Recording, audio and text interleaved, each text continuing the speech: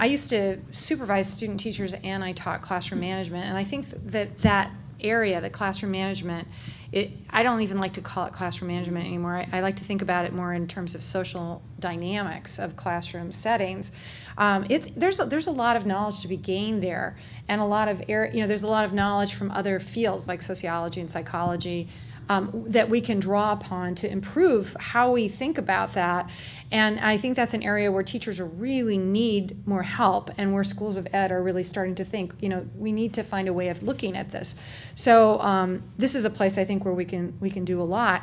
This idea of being able to slow down and quiet our minds and be together in a way that's not frantic. One of the effects we found on our care program that I was very encouraged about is that teachers change their view about the time urgency of their experience, so that most teachers are always feeling like they're not getting through their lessons, there's way too much pressure on them, and the teachers were reporting that they were able to deal with that better. They were able to slow down and not feel that. And I think what was happening was that the rumination that comes with that time pressure was released, and that they actually had more time because they were spending less time ruminating and more time doing.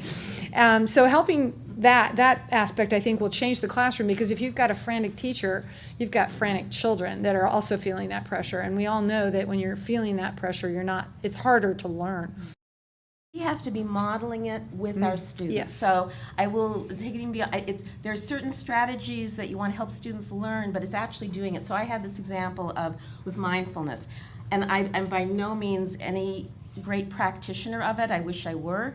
But I started 2 semesters ago, realizing that I felt it was very important for the students to get a sense of getting themselves oriented to where they were, my students, my candidates, because they would come in from student teaching and their energy was splattered all over the wall, not unlike their students when they come in from PE or from recess or whatever. And so what I started doing, and I was incredibly uncomfortable doing it, was to say, okay, we're taking 2 or 3 minutes, and I'm going to take you through just kind of getting yourself settled, checking in with how you're feeling physically, getting your thoughts focused, seeing that you're in the seat here, and this is your time for you. And then we talked about, afterwards, okay, so what did that feel like for you? How would you see translating that into the classroom? And then the next step is that I ask them to do that. And then they go and do it, and they go, oh my God, my students just laughed at me, or whatever, or it went really well. And they start having a dialogue across the room, because some of them start having good experiences, or they're just that much ahead in terms of understanding, okay, it didn't work the first time, but I'm going to do this differently the next time. And they start sharing their strategies with their classmates, which is better than me.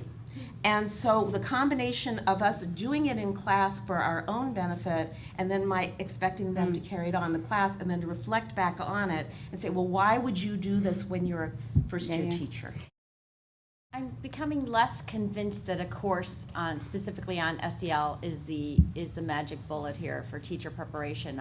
I think that they need the information. I think they need to know what it is, but it's really when they get placed in that practicum that they're aligned with a teacher who also buys into that, who supports that. I don't know if any of you have heard this, but I can remember, I don't think it was during my student teaching, but I heard very much where you go into you've taken all of your coursework, you're ready right at the end of your program to go into your student teaching, and you get into a teacher's classroom, and the teacher basically looks at you and says, forget everything you learned at the university. You're going to learn the real stuff here. And how important it then is to really to promote SEL and to really have it sort of within teacher preparation, to have it in the classroom. So one thing that we've done actually at UBC is right from the beginning we've had joint sort of full-day workshop with the teacher candidates and the teacher who's hosting them, a full-day SEL 101, where we do in the morning talk about SEL and then give them time in the afternoon to plan for their whole student, as they're about to embark on their student teaching, of ways that they can embed it, as well as training for different SEL programs and practices for the teachers in combination with that, and also school leaders who also buy into it.